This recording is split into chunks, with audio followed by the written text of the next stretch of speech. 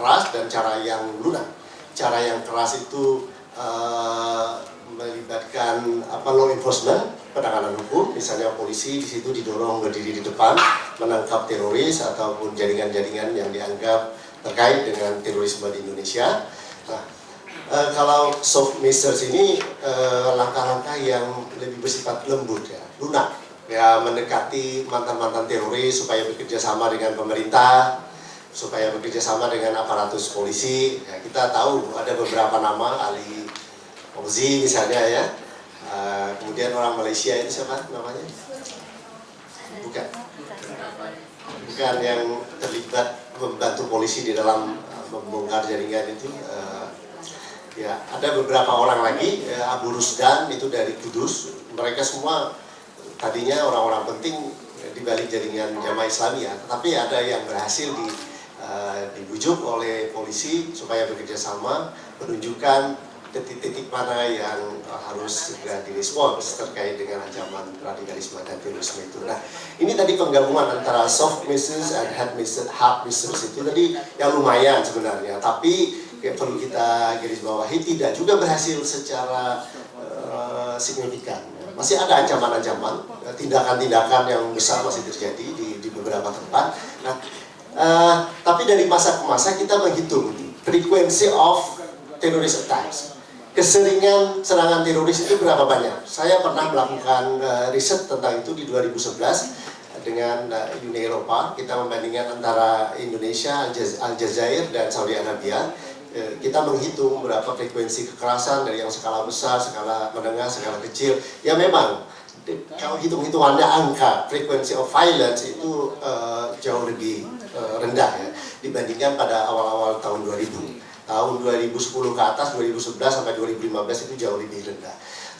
Itu kita akui sebagai bagian dari keberhasilan Indonesia. Nah, dan akhirnya memang di 2015, 16, 17 ini 16 kita bisa bangga dengan sedikitnya serangan-serangan teror itu. Di Medan ada kemarin satu serangan, tetapi ini skalanya kan cukup kecil ya. Nah, dengan data-data itu setelah saya tunjukkan, saya tadi sekali lagi berani mengklaim Indonesia adalah one of the most atau the most successful country in the world in tackling radikalisme dan terorisme. Tapi mereka bertanya-tanya, pertanyaannya apa rahasianya? Kok bisa? Strategi violent extremism yang komprehensif nggak punya, uang nggak punya. Dulu saya mewawancarai pejabat-pejabat pemerintah di Kementerian Pendidikan, di Kementerian Agama. Saya tanya tentang partisipasi mereka di dalam penanganan radikalisme dan terorisme. Jawabannya itu beberapa mengejutkan. Misalnya, ini katanya, bayar 500 saja kok pengen selamat. Menganalogikan dengan cerita orang Madura yang naik beca di Surabaya itu. Itu keluar cerita itu, betul-betul keluar. Jadi budget yang dianggarkan oleh pemerintah ke Kementerian Pendidikan, Kementerian Agama atau kementerian lain-lainnya itu sangat tidak memadai untuk menangani itu. Nah, mereka bilang ya bagaimana bisa kita bergerak secara masif dan komprehensif dalam budget yang dialokasikan oleh pemerintah hanya sedikit. Mereka tunjukkan berapa dana yang tersedia untuk itu. Nah, ya, tapi tadi sekali lagi bagaimana rahasia saya tunjukkan kepada mereka. Yang pertama, tadi blessing in disguise-nya itu karena pemerintah tidak punya pola penanganan yang komprehensif, itu justru membuka ruang bagi masyarakat sipil untuk terlibat di dalam respon radikalisme dan terorisme. Jika semuanya diatur oleh pemerintah, inisiatif semua datang dari pemerintah, kita semua di bawah di akar rumput ini kan nunggu aja. Mana lagi duit dari pemerintah? Kalau nggak ada duit dari pemerintah, kita nggak ngapa-ngapain. Tapi karena pemerintah Indonesia itu nggak punya duit, nggak macam-macam lah, atau duitnya dikorupsi, saya nggak tahu juga kan. Karena nggak punya organisasi masyarakat sipil, Muslim Civil Society, Christian Civil Society, ataupun Cultural Civil Society di Indonesia itu mengambil inisiatif masing-masing. Nahdlatul Ulama dengan anggota 70 juta atau bahkan lebih, menurut klaim yang mereka buat. Atau Muhammadiyah mungkin sekitar 35 juta yang ada di Indonesia. Lalu yang lain-lain, saya bilang langsung mengambil inisiatif, bukan karena dorongan dari pemerintah atau desakan dari pemerintah, tetapi mereka merasa terancam. Ini kita ini kan orang Indonesia, kita menganut Islam umumnya sebagai Muslim di sini. Tetapi Islam yang kita anut ini kan mereka bilang Islam rahmatan lil alamin. Islam rahmatan lil alamin itu Islam yang mengutamakan harmoni, yang mengutamakan perdamaian, yang mengutamakan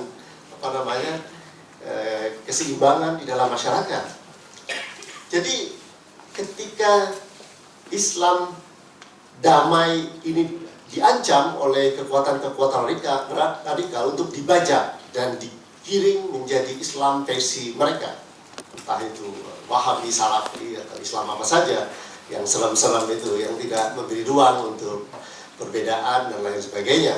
Nah, lalu masyarakat itu tergerak untuk meresponnya dengan membuat berbagai macam inisiatif. Ya, itu Muhammadiyah, Nahdlatul Ulama Muhammadiyah cukup sistematik membuat kampanye tentang pengaruslamaan Islam as a mercy for universe, Islam rahmatan lil alamin. Lalu ada banyak kampanye lagi yang mereka lakukan tentang untuk menunjukkan bahwa Pancasila itu adalah final. Pancasila itu kalau diterapkan secara baik ya sama artinya dengan nilai-nilai dasar yang terdapat di dalam agama-agama yang berkembang di Indonesia. Kalau kita Muslim yang baik, kita terapkan Pancasila dengan baik, ya artinya kita mengamalkan ajaran Islam secara baik.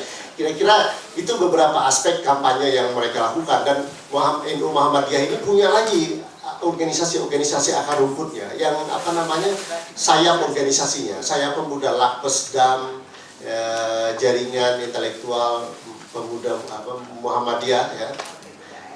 GIMM, ada CMM, macam-macam itu organisasi dibentuk, dan semuanya mencoba untuk melakukan kampanye anti radikalisme dan terorisme. Ini yang saya amati di dalam penelitian saya itu. Dan lama-lama karena demokrasi berkembang dengan baik juga di Indonesia, wacana anti terorisme itu mereka sambungkan dengan usaha-usaha untuk mengembangkan nilai-nilai demokrasi, multikulturalisme, toleransi, dan seterusnya itu. Nah, ini yang terjadi di Indonesia. Tadi membuka ruang pada masyarakat sivil untuk terlibat di dalam penanganan radikalisme dan terorisme. Dan yang kedua, saya bilang tadi rahasianya, karena di Indonesia itu bekerja apa yang disebut dengan mekanisme budaya dalam menangani, dalam merespon radikalisme dan terorisme. Ini batik ini termasuk dengan cultural mechanism works to counter radikalisme dan terorisme. Ini nyata sekali. Saya pernah melakukan penelitian di 2009 atau 2010. Saya lakukan penelitian itu di Magelang, nggak jauh dari sini. Di Magelang itu ada satu kampung, Muntilan, ya, belum lagi ke Magelang. Itu ada satu kampung, tahun 2001 ketika saya melakukan penelitian untuk disertasi, kampung itu sedikit menyeramkan, bahkan bagi orang kampung di sana, karena ada site atau situs perkembangan gerakan Salafi Wahabi yang cukup besar di sana. Ada pesantren, ada madrasah, ada rumah-rumah yang didiami oleh tanda petik ustadz Salafi yang jenggotan itu. Mereka mendirikan pesantren, banyak juga mahasiswa santri-santrinya itu di sana. Nah, itu 2001, 2002 saya ke sana. Lalu saya ingin lihat lagi 2010 apa yang terjadi di situ. Ketika ke sana, kesan saya pertama-tama agak sedikit mendua. Masyarakat yang ibu-ibu di pinggir-pinggir jalan yang saya tanya itu langsung bercerita, wah, ketika saya tanya, Bu, pesantren Salafi yang di situ gimana, Bu? Oh, itu pesantren wong jenggotan toh, kayak gitu. Ada nada sarkasme di dalam respon yang diberikan oleh ibu-ibu di pinggir jalan itu. Lalu semakin ke dalam saya amati beberapa hari, faktanya ibu-ibu yang pakai jilbab itu lebih banyak. Hampir semua pakai jilbab, lalu aktivitas keagamaan di sana, pengajian semakin semarak. Semakin banyak ibu-ibu yang turut menjalankan aktivitas pengajian itu. Awalnya saya menduga, ini seperti bukti keberhasilan ekspansi dari gerakan Salafi Wahabi di kampung itu. Tapi rupanya dugaan saya itu salah. Setelah saya amati lagi, ya, ternyata keputusan ibu-ibu dan penduduk kampung itu untuk lebih aktif di dalam kegiatan keagamaan itu mereka ambil dalam upaya untuk melakukan perlawanan secara kultural terhadap gerakan radikal Salafi Wahabi. Mereka ingin bilang begini kepada orang-orang radikal itu, Anda salah masuk ke kampung ini mengkampanyekan tentang varian Islam yang keras seperti itu. Kami ini sudah dari sononya, dari nenek moyang kami itu udah muslim kok. Ngapain lagi datang susah-susah mau mengislamkan kami, kira-kira gitu. Ini saya bilang tadi, cultural mechanism bekerja. Nah, pada saat yang sama juga mereka mengorganisir aktivitas-aktivitas cultural, aktivitas seni. Misalnya jadi salawatan pakai rebana itu, tahlil, apalagi kan orang-orang Wahabi itu tidak suka dengan tahlil. Mereka biarkan lagi tahlil-tahlil itu. Untuk menunjukkan loh, kita ini sudah lebih tahu dari mereka tentang Islam, dan kita sangat Islam, kita mengamalkan ajaran Islam dengan baik, kita hidup dalam kerukunan, kita hidup dalam harmoni. Kampanye yang Anda arahkan kepada kami salah, kira-kira gitu. Nah, saya jelaskan kemarin bekerjanya dua hal itu, strong civil society, actively participated in counter violent extremism, yang kedua tadi mekanisme sosial bekerja. Itu tidak ada di mana-mana rupanya. Di seluruh dunia ini tidak ada. Indonesia hanya satu-satunya negara yang punya yang tadi ya, strong civil society yang aktif secara yang terlibat secara aktif dalam merespon radikalisme dan terorisme. Yang kedua bekerjanya si budaya atau orang yang bisa cari kemana-mana. Malaysia nggak punya, Singapura apalagi. Singapura itu state driven, semuanya nunggu instruksi negara. Sedih juga saya bilang sama teman-teman Singapura, Anda ini hidup dalam kotak panoptikon ya. Satu jengkal inisiatif pun tidak berani loh di Singapura itu, masyarakat yang ambil inisiatif. Nggak berani. Takut salah itu. Takut berhadapan dengan apa maunya negara kan? Apa? Kita kan enggak, tadi loh batik, ini loh, inisiatif dari masyarakat itu sudah dari sononya tanpa digerakkan, tanpa didorong-dorong. Nah, Bu Anik dengan baik dalam buku itu menunjukkan ada satu kekuatan cultural itu bekerja tadi di dalam membantu negara untuk merespons ancaman radikalisme dan terorisme. Nggak ada itu, apalagi kalau kita tunjukkan ke dunia ada batik anti terorisme sebagai bagian dari bekerjanya mekanisme budaya, itu pasti akan ternganga-nganga itu orang-orang dari berbagai penjuru dunia ini. Benar, mereka semua lihat aja gitu. Kok Indonesia bisa? Saya bilang, ya tadi Indonesia karena negara yang besar, provinsinya saja ada 33 atau lebih sekarang ya. Bertambah terus kan. Provinsinya ada begitu banyak, masyarakatnya lebih dari 240 juta. Kalau kita memakai model Singapura, model Denmark, ya pasti keteteran lah, pemerintah nggak punya. Nggak punya kan? Nah justru disinilah ada hikmah. Hikmah dibalik ketidakmampuan pemerintah di dalam merespons secara komprehensif itu ya kalau kita mau positif kan itu bisa dilihat sebagai hikmah, tapi juga kehebatan orang Indonesia itu sendiri saya kira yang perlu kita apresiasi, dan ini memang perlu ditunjukkan. Tadi Bu Marsiana juga sudah menunjukkan kepada kita bagaimana masyarakat akar rumput itu punya kemandirian, punya inisiatif, mereka membatik, tinggal bagaimana diberikan sentuhan-sentuhan sedikit saja oleh kita akademisi ataupun lain-lain, pasti itu akan lebih kuat lagi bekerja untuk membantu mendorong Indonesia menjadi negara yang berjaya. Nah, jadi tadi saya kira Indonesia punya strong civil society, Indonesia punya mekanisme cultural, dan yang satu lagi Indonesia punya demokrasi. Kesimpulan saya waktu itu, apa yang membuat Indonesia sukses itu tadi pertama demokrasi, yang kedua, ya kalau kita nggak punya demokrasi kayak di Singapura atau di Malaysia kan, pasti kita nggak, pasti mungkin negara sudah dari awal tertarik untuk menerapkan strategi neutralizing the enemy, tentara dikedepanin gitu kan, selesai itu urusannya. Selesai, tapi kekuatan-kekuatan sosial yang yang bersifat radikal ataupun yang mengembangkan terorisme itu tiarap ke bawah tanah saja, go underground. Tapi di bawah tanah itu mereka menyusun kekuatan lagi secara pelan-pelan, tidak melemah sama sekali, tapi strateginya mereka balik, go underground. Tapi pada waktunya ketika negara lemah, krisis ekonomi terjadi atau segala macam, ini bangkit lagi ke permukaan, nyerang lagi, bolak-balik begitu. Tapi Indonesia, saya yakin ya, melihat gambaran ini tadi, Indonesia sudah keluar dari, kita konsisten menerapkan demokrasi, artinya tidak memberangus ke kekuatan-kekuatan apa namanya, tidak memberangus dengan cara yang membabi buta, memberikan ruang kepada law enforcement dan lain sebagainya. Nah ini satu modal yang sangat besar. Maka kalau masih ada yang berpikir lebih baik kita kembali ke Orde Baru dengan pola pendekatan, dan itu menurut saya itu pasti pikiran yang salah.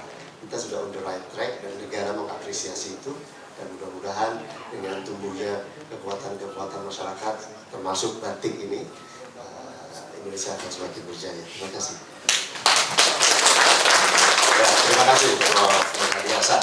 Bapak Ibu, karena waktu saya tidak akan menyimpulkan, tapi saya pikir tadi sudah saling melengkapi tiga pembicara. Profesor Sunarus Samsi dari sisi mungkin sosial budaya, tapi lebih banyak local wisdom.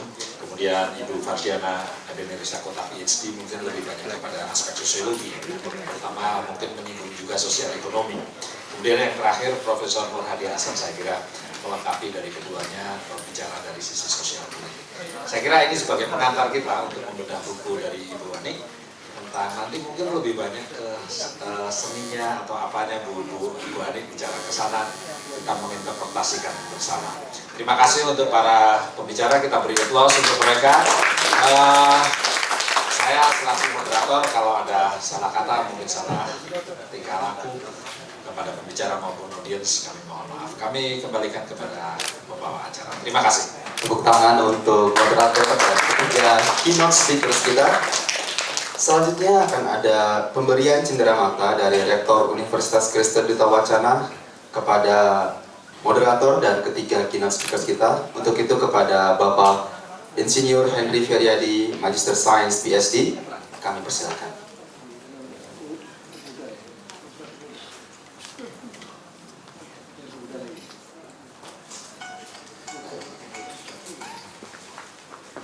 Bapak Rektor Universitas Kristen Duta Wacana memberikan souvenir kepada Bapak Profesor Nur Hadi Hasan, Master of Arts, Master of Philosophy, PhD.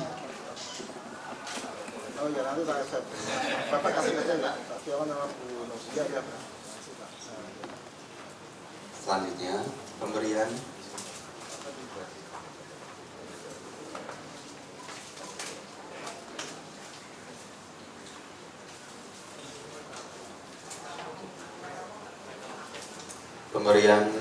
souvenir dari Bapak cenderamata dari Bapak Rektor Universitas Kristen Duta Wacana kepada Bapak Profesor Dr. Insinyur Sunarus Samsi Haryadi, Magister Sains.